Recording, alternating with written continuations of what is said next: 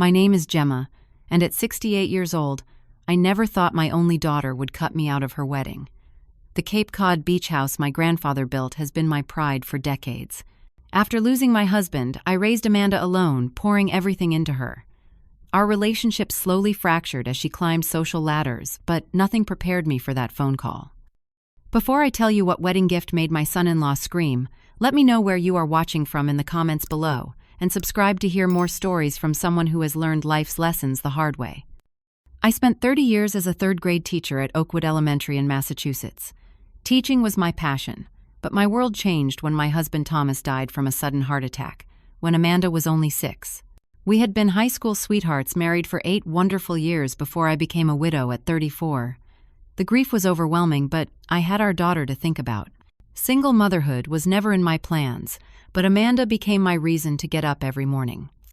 Raising a child alone in the 80s and 90s came with immense financial challenges. My teaching salary stretched thin between mortgage payments, groceries, and trying to provide Amanda with opportunities. I took on tutoring jobs during evenings and summers to afford dance lessons, summer camps, and later college expenses. While other teachers traveled during breaks, I cleaned houses and waited tables. Not because I had to, but because I wanted Amanda to have everything her friends had. I never wanted her to feel the absence of her father reflected in what she could or couldn't do. The beach house in Cape Cod was my family's legacy. My grandfather, a carpenter by trade, built it with his own hands in 1937. It wasn't grand or luxurious, but the weathered gray shingles, wide porch, and panoramic ocean views made it special. Growing up, that house represented freedom and family for me. Every summer, my parents' aunts, uncles, and cousins would gather there for 2 weeks of sandy feet barbecues and sunset walks. Even as a child, I understood this place was more than property. It was where our family history lived. When my parents passed, they left the beach house to me, their only child. Thomas and I had dreamed of retiring there, watching our grandchildren build sand castles on the same beach where I had played. After he died, keeping the beach house became even more important. It was the only piece of my family history I could pass to Amanda. During Amanda's childhood, our summers at the beach house created our happiest memories. I can still picture her tiny footprints in the sand, her delighted squeals when waves tickled her toes, and her proud smile when she learned to swim in the gentle bay waters. Every evening we would sit on the porch, eating ice cream, and making up stories about the seagulls. Those precious moments sustained me through the lonely nights and exhausting days of single parenthood. The beach house wasn't easy to maintain on my teacher's salary. The salt air constantly corroded fixtures, storms occasionally damaged the roof, and property taxes increased year after year. Many friends suggested selling, especially as beachfront property values skyrocketed. The money would have made our lives much easier, paid for Amanda's college outright, and funded a comfortable retirement for me. But I could never bring myself to sell our family's history. Amanda adored the beach house throughout her childhood. She would count down days until school ended, eager to exchange city sidewalks for sandy paths. She knew every creaky floorboard, every chipped seashell decoration, and every family story associated with the house. During her early teens, she even talked about getting married on the beach someday, with the reception on our wraparound porch. The first signs of change appeared during Amanda's high school years. She began comparing our modest beach house to her wealthier friends' vacation homes in Martha's Vineyard and Nantucket. What once seemed charming to her suddenly became outdated and embarrassing. She started declining weekend trips, preferring to stay with friends whose parents had pools and home theaters. I told myself it was normal teenage behavior, that she would eventually appreciate the authentic character of our family home. As a teacher, I earned respect but never wealth. My clothes came from department store sales. My car was practical rather than prestigious, and our primary home was a small 3-bedroom colonial in a middle-class neighborhood. I never felt deprived, but Amanda increasingly seemed to measure my worth through material possessions. By her senior year of high school, she began making comments about my limited ambition and how I could have done better than teaching.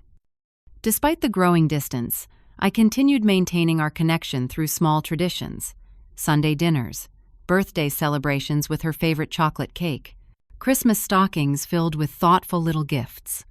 The beach house remained my greatest offering. Every improvement I made there was with Amanda's future in mind. The kitchen renovation took 3 years of saving. The new deck meant no vacation for 2 years. The updated bathrooms required extra tutoring hours. I wanted this sanctuary to eventually become her haven, too. The Cape Cod house transformed into my retirement dream after decades in the classroom. I envisioned peaceful mornings with coffee on the porch, afternoons tending the small garden of native plants, and evenings watching the stars appear over the Atlantic.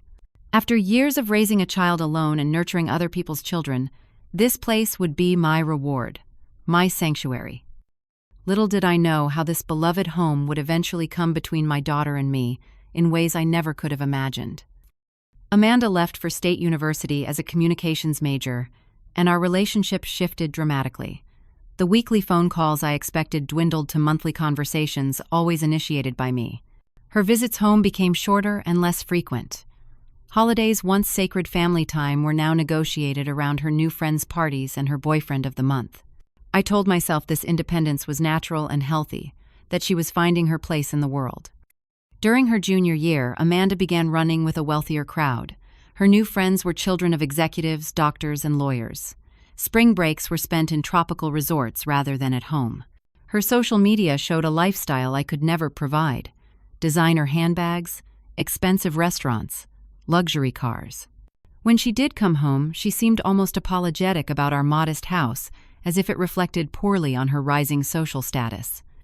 Harold entered the picture during Amanda's senior year. 7 years older than her, he had already established himself at a prestigious corporate law firm. Their meeting at a charity gala he attended for networking, and she attended as part of a school project, became the story she excitedly shared during a rare call home. From the beginning, Harold represented everything Amanda had grown to value: financial security, social connections, status. The first time Amanda brought Harold to meet me, I prepared for days. I deep-cleaned the house, planned a special dinner with recipes passed down from my mother, and even splurged on new dining room chairs to replace our mismatched set. I wanted so badly to make a good impression, to show Amanda I supported her relationship, despite my private concerns about the age difference. Harold arrived in a luxury sedan, dressed in a casual outfit that probably cost more than my monthly mortgage payment. He was handsome, in a polished way, with perfectly styled hair and the confident posture of someone accustomed to being respected. His handshake was firm but brief, his smile never quite reaching his eyes. Throughout dinner, he asked polite questions about my teaching career, nodding with the practiced interest of someone conducting a business interview, rather than getting to know family. The conversation shifted when Amanda mentioned the beach house. Suddenly, Harold became animated, asking detailed questions about the property location, size, and beachfront access. His eyes lit up when Amanda described the private beach and unobstructed ocean views. I noticed him calculating in his head as he inquired about neighboring properties and recent sales in the area. "That must be worth a small fortune now," he remarked, his tone suggesting I might not fully grasp its value. Beachfront property on Cape Cod is some of the most desirable real estate in the Northeast. "It is not about the money," I explained. "This house has been in my family for generations. The memories there are priceless." Harold smiled indulgently, the way one might at a child who does not understand basic concepts. "Of course, but it is always good to understand the investment potential of such assets. Property like that should be leveraged properly." That first dinner established a pattern that would continue throughout their relationship. Harold viewed everything, including people, as assets or liabilities. His interest in me extended only as far as what I owned, particularly the beach house. Each subsequent visit included subtle suggestions about the wasted potential of keeping such valuable property as a simple family home. Amanda's transformation accelerated after graduation when she moved to Boston to be closer to Harold. She landed a job at a public relations firm, where her connection to Harold's business circle proved more valuable than her degree. Her wardrobe, speech, and mannerisms gradually mirrored those of Harold's colleagues' wives. The girl who once built sandcastles and collected seashells was becoming unrecognizable. Our brief visits grew increasingly uncomfortable. Amanda criticized my home decor, suggesting updates that would make the house more presentable. She questioned my retirement plans, implying my teacher's pension was inadequate. Most painfully, she began referring to my life choices as settling, as if dedicating my life to education and motherhood reflected a lack of ambition rather than purpose. Harold's fixation on the beach house became more obvious with each interaction. During a Thanksgiving visit, I overheard him on the phone describing the property to someone mentioning development potential and zoning regulations. When I walked into the room, he quickly ended the call with a too bright smile. Later that weekend, I discovered him in my home office, looking through property tax documents I kept in my desk. "Just curious about the historical value," he explained smoothly. "Amanda mentioned you might need help with the increasing tax burden." I had never discussed property taxes with Amanda. My attempts to maintain our relationship led to countless disappointed hopes. Planned visits canceled last minute. Birthday calls that came days late. Christmas gifts that felt impersonal, as if selected by an assistant from a standard list of appropriate items for mothers-in-law. Each slight hurt, but I kept reaching out, believing maternal love required infinite patience. The summer before the wedding situation, I invited them to spend a week at the beach house, hoping the location of so many happy memories might reconnect us. They arrived 3 days late and left 2 days early, citing work commitments. During their abbreviated stay, I frequently found them whispering on the porch, conversations that abruptly halted when I approached. Harold spent hours walking the property line and taking photos of the house from various angles. One evening, I discovered him measuring rooms and making notes in a small leather notebook. That visit culminated in Harold asking pointed questions about my will and estate plans over dinner. Amanda sat beside him, nodding encouragingly, as if this were a completely normal conversation topic. "Have you considered how Amanda will manage the property taxes and maintenance costs when she inherits?" Harold asked, cutting into his steak without looking up. "The financial burden could be significant on top of her other responsibilities." "The house is paid for," I replied carefully, "and I have set aside funds specifically for future maintenance and taxes." "But is that the best use of the asset?" Harold persisted. "There are developers who would pay premium prices for direct beachfront access. Amanda could use those funds to secure her future, rather than being tied to an aging property that requires constant upkeep." I placed my fork down slowly. "The beach house isn't just an asset, Harold. It is a home filled with 5 generations of memories. I have never viewed it as an investment to be liquidated." Amanda sighed dramatically. "Mom still thinks in terms of sentimental value rather than financial reality," she told Harold, as if I weren't sitting at the same table. "She doesn't understand how property markets work." I had managed household finances alone for over 20 years, maintained 2 properties on a modest income, and put my daughter through college without debt. I understood financial reality quite well. Our last family gathering before the wedding situation was Christmas 2 years ago. Amanda and Harold arrived late on Christmas Eve and announced they could only stay until noon on Christmas Day. The brief visit was filled with tense conversations and long silences. Harold spent most of the time on his phone, excusing himself for urgent work calls throughout dinner. Amanda seemed distracted and irritable, finding fault with everything from my Christmas decorations to the traditional recipes I had prepared. As they prepared to leave the next day, Harold casually mentioned they were thinking of spending next summer at the beach house to evaluate its potential. "Potential for what?" I asked. "For our future," Amanda answered vaguely. "We have been discussing options." I helped them load their expensive luggage into their car, hugged my increasingly distant daughter goodbye, and watched them drive away, unaware that our relationship was about to reach a breaking point I never could have anticipated. The first hint that something was seriously wrong came on a Tuesday afternoon in June. I was in my garden when my phone rang. It was Diane, a former colleague whose niece worked at the same company as Amanda. "Gemma, I hate to be the one to tell you this," Diane began hesitantly, "but is Amanda getting married this weekend? My niece mentioned something about taking time off to attend her coworker's wedding." My gardening trowel slipped from my hand. "There must be some mistake. Amanda isn't engaged as far as I know." "I thought you would have mentioned it," Diane continued awkwardly. "Maybe my niece got it wrong. I'm sorry to bother you with this." After we hung up, I sat motionless on my garden bench, mind racing. Amanda and Harold had been dating for nearly 4 years, so engagement wouldn't be surprising, but surely my own daughter would tell me if she were getting married. I checked my mailbox, email, and phone messages, searching for an invitation I might have somehow missed. Nothing. That evening, I scrolled through Amanda's social media looking for any announcement or wedding hints. Her accounts showed normal work posts and photos with friends, nothing indicating an upcoming ceremony. I even checked Harold's profiles, though he rarely posted personal information. Again, nothing. For 3 days, I wrestled with uncertainty. Perhaps Diane's niece was confused. Maybe it was another Amanda at the company. Yet a persistent knot in my stomach suggested otherwise. I composed and deleted countless text messages, wanting to ask directly but fearing the answer. By Friday, I couldn't bear the uncertainty any longer. My hands trembled as I dialed Amanda's number. She didn't answer. I tried again an hour later. Still nothing. Finally, around 8 that evening, my phone rang with her name on the screen. "Hi, Mom," she answered, her voice casual. "Sorry I missed your calls. Been crazy busy." I took a deep breath. "Amanda, I heard something strange from Diane. Her niece mentioned you're getting married this weekend." A lengthy silence followed, then a sigh. "Actually, Mom, we already got married. Last weekend. Just a small ceremony." The words hit like physical blows. My daughter. Married. Without me. I gripped the kitchen counter to steady myself. "You got married without telling me." My voice sounded distant, as if it belonged to someone else. "Don't be dramatic," Amanda replied, her tone irritatingly nonchalant. "It was very last minute, just close friends and Harold's family, people who really matter to our daily lives. People who really matter."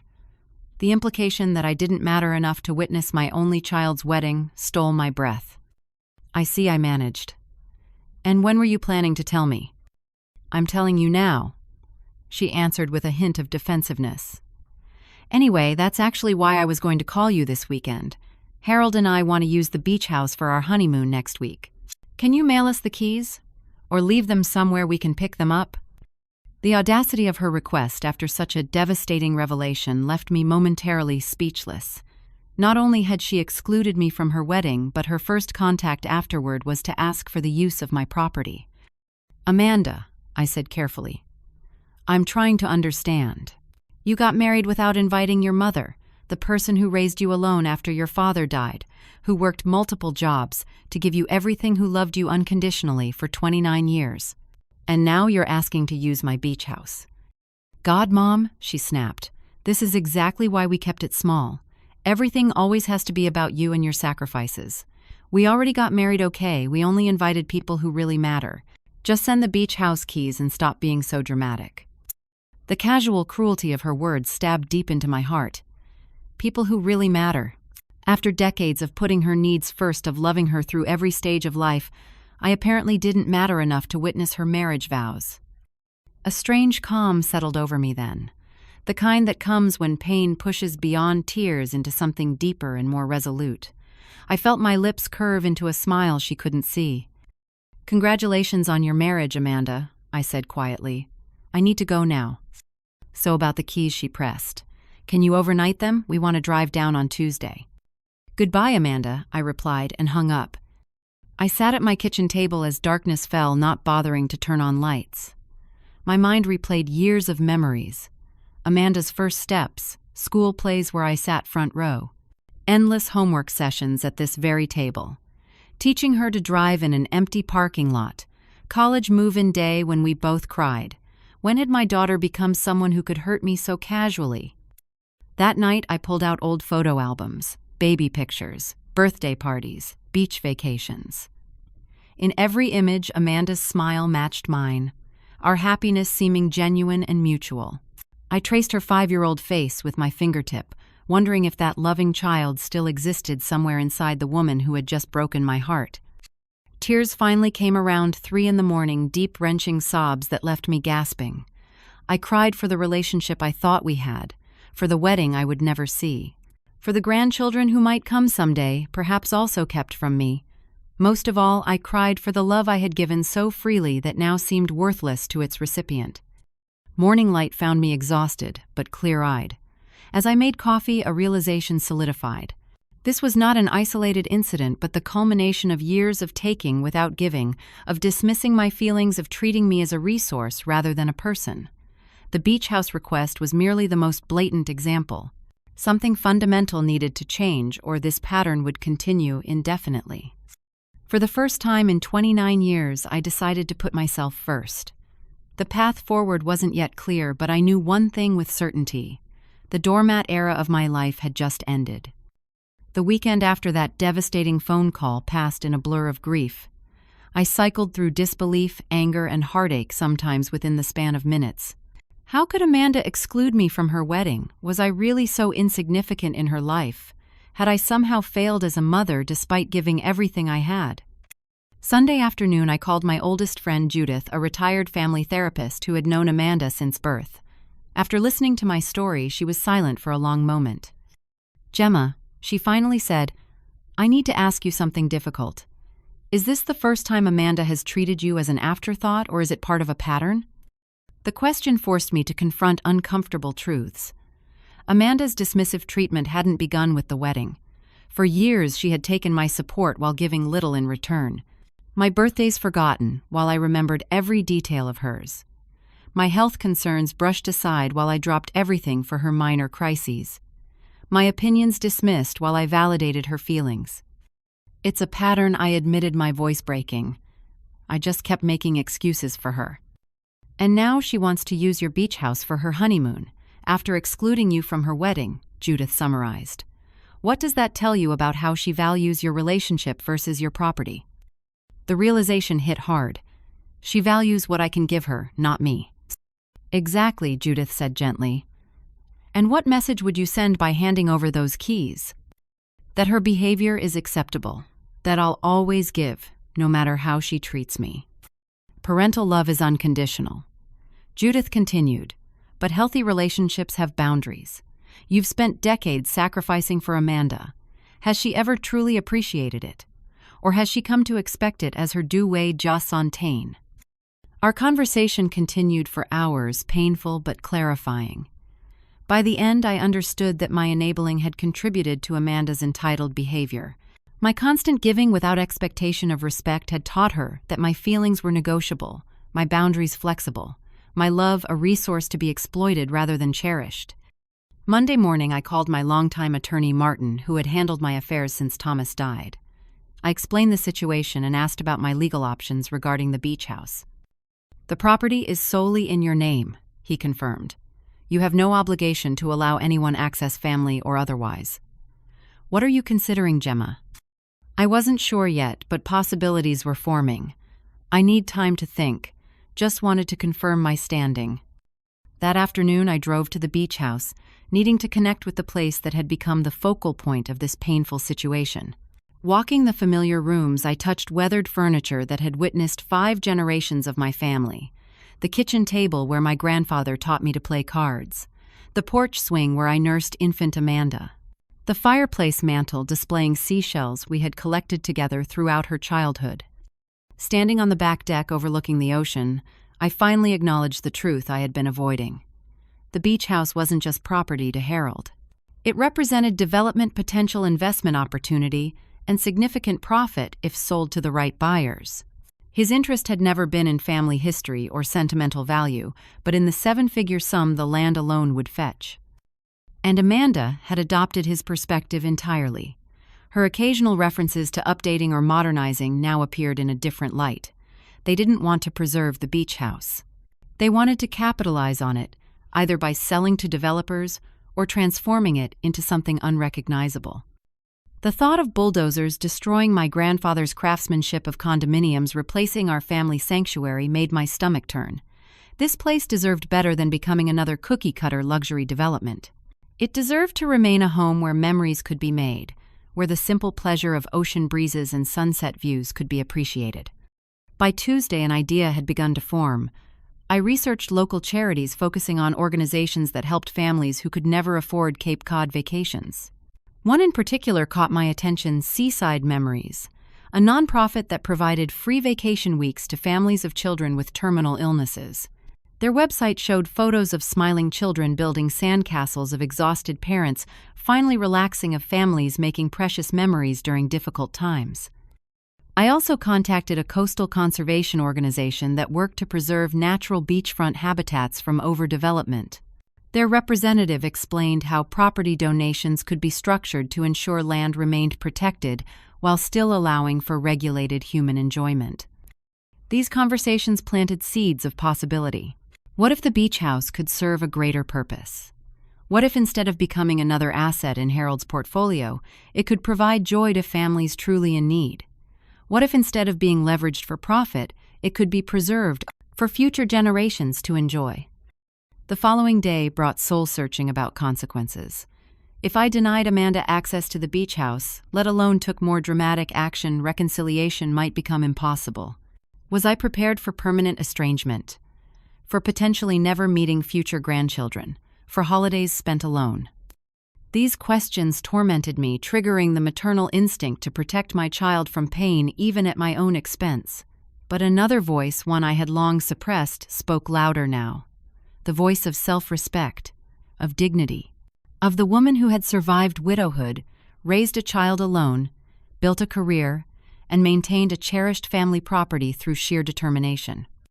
That woman deserved better than to be discarded once her usefulness was questioned. That woman had value beyond what she could provide materially. That woman needed to stand up for herself after a lifetime of putting others first. Thursday morning, I made my decision. I contacted both organizations to arrange meetings. I gathered important documents related to the beach house. And I began composing a letter to Amanda, pouring my heart onto the page. Not with bitterness, though, that emotion certainly existed, but with honesty about my feelings and clarity about my decision. By Friday, my plan was set. The beach house keys Amanda had demanded wouldn't be arriving by mail. Instead, a different kind of package would be delivered. Not out of vengeance, though. The hurt remained raw, but from a place of self-preservation and the hope that something meaningful could emerge from this painful chapter. As I finalized arrangements, I felt a complex mix of emotions: grief for the relationship I was potentially sacrificing, anxiety about Amanda's reaction, doubt about such a consequential decision. But underneath those feelings ran a current of something I hadn't experienced in years: the quiet strength of standing firmly in my own truth regardless of others' expectations or demands. For 29 years, I had been Amanda's mother first and foremost, often at the expense of being Gemma. It was time to reclaim that identity, whatever the cost. Monday morning, exactly 1 week after learning about Amanda's secret wedding, I met with representatives from Seaside Memories and the Coastal Preservation Trust at my attorney's office. Martin had prepared the necessary paperwork based on my instructions, explaining each document thoroughly before I signed. "Are you absolutely certain about this, Gemma?" he asked one final time. "This decision is legally binding and essentially irrevocable." I looked at the photographs the Seaside Memories director had brought children with cancer, cystic fibrosis, and other life-threatening conditions enjoying beach vacations with their families. Simple pleasures that created lasting memories for families with uncertain futures. "I'm certain," I replied, signing the documents with a steady hand. "This feels right." The beach house would be donated to a joint trust operated by both organizations. Seaside Memories would use the property 9 months of the year, providing free week-long vacations to families with critically ill children. The Coastal Preservation Trust would ensure the natural beachfront remained protected from development permanently. During winter months, the house would serve as a marine education center for local schools. A maintenance fund would be established from my savings and life insurance policy to ensure the property remained well cared for. My only conditions were that the house retain its original character, that my grandfather's craftsmanship be preserved whenever possible, and that a small plaque acknowledge the property's donation in memory of Thomas, my late husband, and Amanda's father. As the meeting concluded, the Seaside Memories director clasped my hands. "This gift will bring joy to hundreds of families facing unimaginable challenges. Some of these children won't have many more summers. You're giving them memories that will sustain their families after they're gone." After finalizing the legal arrangements, I returned home to prepare the package for Amanda and Harold. In my dining room, I carefully arranged items that told the story of the beach house and its meaning. The original deed from 1937 showing my grandfather's name. A black and white photograph of him standing proudly on the newly completed porch. A collection of family photos spanning decades. My parents' honeymoon at the house, my childhood summers Thomas and me painting the kitchen together, Amanda's first steps on the beach. The small jar of sand and shells that Amanda had collected at age 6, labeled in her childish handwriting "Beach Treasures with Mommy." A copy of the trust documents I had just signed with key sections highlighted. And finally, my letter written and rewritten dozens of times until every word reflected my truth without unnecessary cruelty. I placed everything in a simple wooden box that my grandfather had carved, securing it with blue ribbon the color of Cape Cod waters. The package felt simultaneously light in my hands and heavy with significance. This was not just a response to Amanda's wedding exclusion and entitled demand for the beach house keys. It represented a fundamental shift in our relationship, an acknowledgement that maternal love could exist alongside self-respect. Tuesday afternoon, I drove to Amanda and Harold's neighborhood, an exclusive suburb where identical luxury homes lined perfectly manicured streets. Their house, a massive contemporary structure of glass and steel, contrasted sharply with surrounding traditional architecture. It looked impressive but impersonal, like a high-end hotel rather than a home. I parked across the street, gathering courage for what came next. Part of me still hesitated, the maternal instinct to protect my child from pain warring with my newfound resolve. But another voice growing stronger daily reminded me that healthy love required boundaries. That respect was a two-way street, that even mothers deserved dignity. Carrying the wooden box to their front door, I noticed my hands were steady. No doorbell camera watched from their sleek entrance, so I simply placed the package against the door, positioned where it couldn't be missed. I didn't knock or announce my presence. This gift would speak for itself when they found it. Walking back to my car, I felt oddly lighter. Not happy, certainly. The situation remained painful beyond words, but the heaviness of perpetual accommodation, of constantly bending to avoid conflict, had lifted. For perhaps the first time since becoming a mother, I had prioritized my own emotional health above my daughter's wants. Before driving away, I took one small shell from my pocket, a perfect scallop I'd found during my last visit to the beach house. This single memento would remain with me, a tangible connection to the generations of memories now preserved for families who would truly appreciate them. The drive home passed in contemplative silence. No music, no phone calls, just the gentle hum of tires on pavement and the weight of decades of memories. Approaching my modest colonial with its slightly overgrown garden and weathered welcome sign, I felt a surge of appreciation for this authentic home that reflected my actual life rather than aspirational status.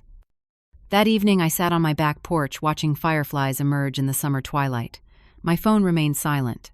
No calls from Amanda or Harold yet. They might not have returned home or found the package. Or perhaps they were too shocked by its contents to respond immediately. Either way, I felt prepared for what would come. The initial decision had been the hardest part. Now, whatever storms followed, I would weather them standing firmly in my truth. For 29 years, I had been defined primarily as Amanda's mother. Tonight, I was simply Gemma, a woman who had finally found the courage to honor her own worth. The screaming phone call came at 7:15 the next morning. Harold's voice blasted through my phone speaker before I could even say hello. "What the hell have you done?" he shouted, each word sharp with rage. "You can't do this. It's not legal. We'll sue you for everything you have." In the background, I could hear Amanda crying, her words unintelligible but her distress evident. I took a deep breath, centering myself before responding. "Good morning, Harold," I said calmly. "I see you received my wedding gift." "Wedding gift," he sputtered. "You call this a gift? You've donated property worth millions to strangers just to spite us. Do you have any idea what that beachfront could have sold for?" His words confirmed everything I had suspected about his interest in the beach house. Not family heritage, not sentimental value, just dollar signs. "The organizations aren't strangers to me," I explained. "They're doing important work that aligns with my values. As for the legal question, my attorney assures me the donation is binding and legitimate. The property was solely in my name." "Your own daughter." Amanda's voice suddenly came through clearly. She must have grabbed the phone from Harold. "How could you do this to your own daughter? That house was supposed to be my inheritance." "An inheritance is a gift, Amanda, not an entitlement," I replied, keeping my voice level despite my pounding heart.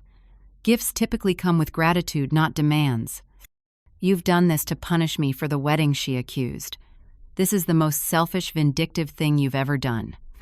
The irony of her calling me selfish after excluding me from her wedding, then immediately demanding use of my property, might have been amusing in less painful circumstances. "This isn't about punishment," I said. "It's about recognizing that our relationship has become unhealthy. You excluded me from one of the most important days of your life, then immediately asked to use my property without acknowledging how hurtful your actions were. That showed me where I stand with you." "You stand nowhere now," Harold interjected, apparently having reclaimed the phone. "You're dead to us after this stunt. We'll contest this donation. We'll claim mental incompetence, whatever it takes." "You're welcome to speak with my attorney," I replied. "And I'm sorry you feel that way. I still love you, Amanda, even if I can't accept how you've been treating me. Goodbye for now." I ended the call as Harold began another tirade. Within minutes, my phone began buzzing with text messages from Amanda, alternating between guilt trips, accusations, and threats. I silenced notifications, needing space from the emotional onslaught. By afternoon, word had begun spreading through our extended family and social circles. My phone filled with voicemails from relatives demanding explanations.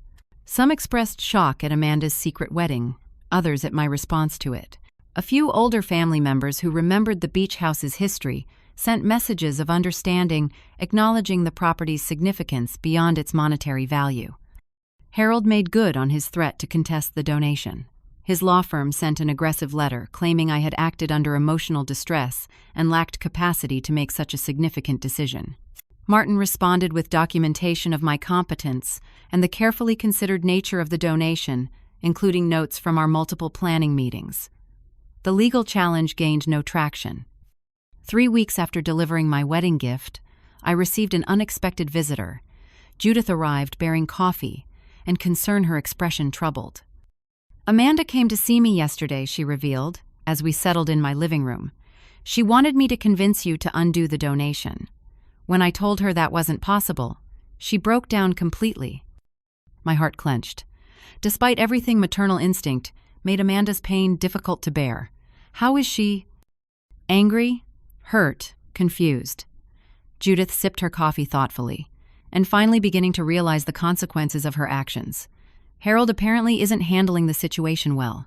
He had been telling his family and colleagues about the valuable beachfront property they would soon control. Now he's embarrassed and furious. "And their relationship?" I asked, wondering if this crisis had revealed Harold's true colors to Amanda. "Strained from what I could gather.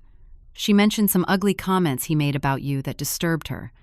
I think she's seeing a side of him she hadn't noticed before." This news brought complicated feelings. I took no pleasure in Amanda's marital difficulties, but perhaps this situation would ultimately show her Harold's true priorities. As summer progressed, the social fallout continued. Some friends took sides, others tried to mediate. I received a touching letter from my former principal, who had known Amanda since she was a child, expressing admiration for my difficult but principled stand. Several former students, now adults with children of their own, reached out with supportive messages after hearing about the donation through community channels. The most unexpected support came from Harold's mother, who called one evening in late August.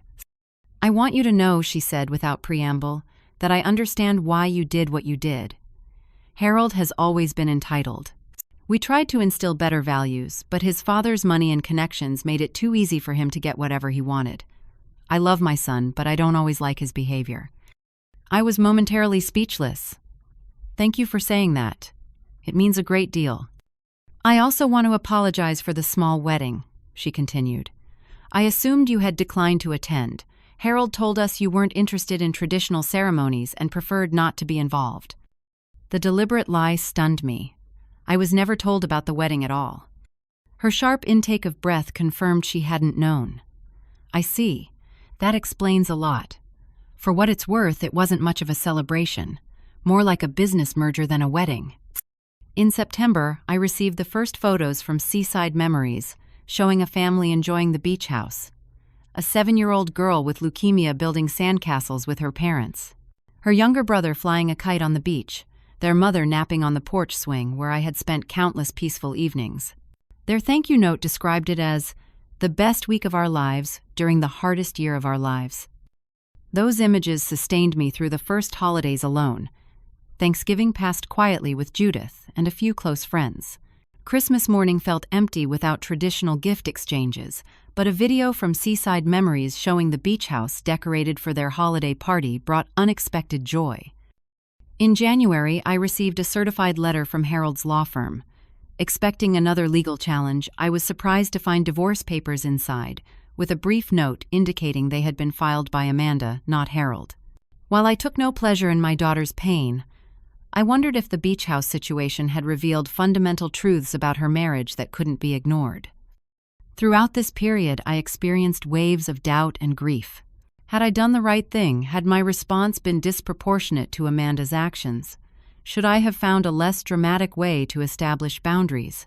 These questions haunted quiet evenings and sleepless nights. Yet alongside the doubt existed a growing sense of peace. For decades, I had defined myself primarily through motherhood and sacrifice. Now I was rediscovering Gemma as an individual with valid needs and boundaries. The donation had not been about revenge, but reclamation of my own worth. That distinction made all the difference in how I processed its aftermath. 6 months after the wedding gift delivery, spring brought unexpected renewal to more than just my garden. The healing process had been neither quick nor linear, with periods of progress followed by difficult days of doubt and grief.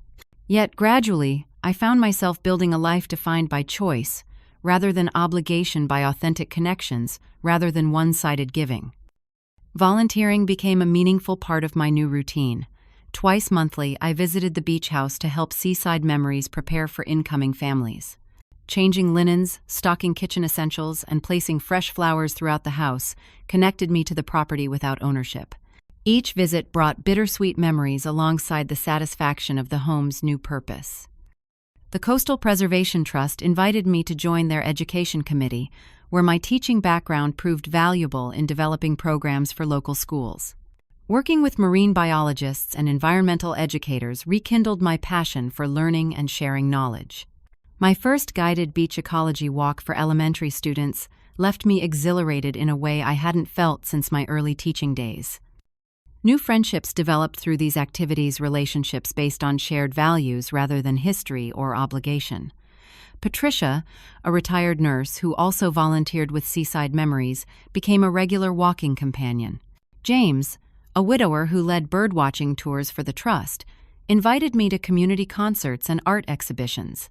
These connections lacked the deep roots of lifelong relationships, but offered refreshing authenticity and mutual respect. One rainy April afternoon, an unexpected text appeared on my phone. "Mom, can we talk?" Just 3 words from Amanda, but they sent my heart racing. After 6 months of silence, this simple message represented a potential turning point. We arranged to meet at a neutral location, a quiet cafe halfway between our homes. Arriving early, I secured a corner table and ordered tea, trying to calm my nerves while watching raindrops trace patterns on the window. Amanda entered looking different than I remembered, thinner with simpler clothing and less perfect makeup. The polished corporate wife image had faded, replaced by something more authentic and slightly vulnerable. She hesitated before sitting across from me, her expression a complex mixture of emotions. "Thank you for meeting me," she began, hands wrapped tightly around her coffee cup. "Of course," I replied, resisting the urge to reach for her hand. "How are you?" "Divorced," she said simply. "Finalized last month. Harold wanted to drag it out, but I just wanted it over." I nodded, unsurprised, yet saddened. "I'm sorry it ended that way." "Are you?" She looked up sharply. "You never liked him." "I didn't like how he treated you or how you changed around him," I clarified, "but I never wanted you to experience the pain of divorce." She was quiet for a moment, turning her cup slowly. "After you donated the beach house, everything fell apart. Harold became obsessed with fighting the donation, talking about nothing else. When legal challenges failed, he started blaming me, saying I should have managed you better, as if you were an asset to be controlled." She laughed bitterly. "That's when I started seeing clearly for the first time." "What did you see?" I asked gently. "That he'd never loved me just what I represented. Connections to property status, the right image. When he talked about our future children, it was always about which prestigious schools they would attend, which connections they would make. Nothing about loving them or raising good people." She brushed away an unexpected tear. "I realized I was making the same mistake with him that I'd made with you, valuing what could be gained rather than the relationship itself." Her self-awareness surprised me.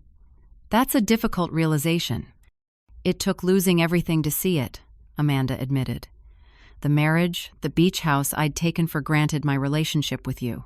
Harold kept saying we would win, that we'd get the property and cut you out completely. The more he talked, the more I understood what you'd been trying to tell me for years about values and priorities. We talked for nearly 3 hours that afternoon, moving from surface explanations to deeper emotions. Amanda acknowledged her growing materialism during college, her embarrassment about my modest lifestyle, her attraction to Harold's wealth and status. I shared my hurt over her increasing distance, my fears about Harold's influence, my devastation at being excluded from her wedding. Some pain was too fresh for complete resolution. When I asked why she hadn't invited me to her wedding, her answer revealed ongoing work needed in our relationship. Honestly, I was embarrassed.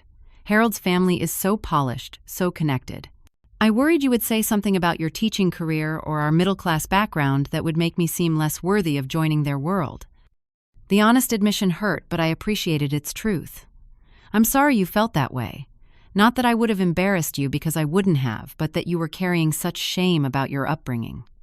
I know that now, she said quietly. I was chasing acceptance from people whose values were completely wrong. It cost me the one person who always accepted me unconditionally.